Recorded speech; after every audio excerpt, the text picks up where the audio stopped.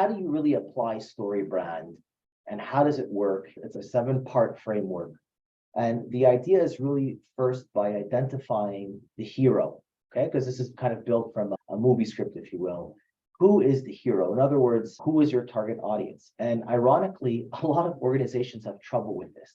They can't really figure out who they need to target, or better alone, understand the titles of the people that they're going after. But the first step, of course, is identifying that hero. And then once you find that hero, you then want to pinpoint exactly the problem that they're facing, not the problem that you think that they're facing.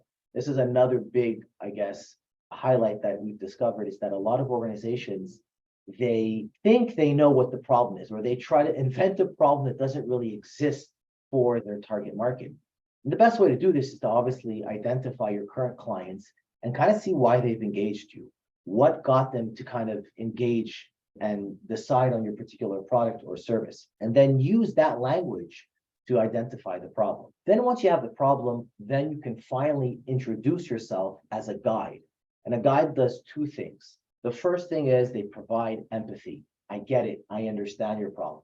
And that works really well when you're using the exact same language that the prospect, okay, or your target is actually facing.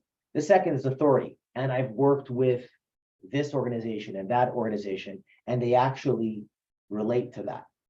Then you can, of course, have the call to action that dresses up in a picture of success or a picture of, let's say, failure if they don't engage. But that in whole is kind of like the story brand framework. And when you apply that to copywriting, specifically in lead generation, it's explosive.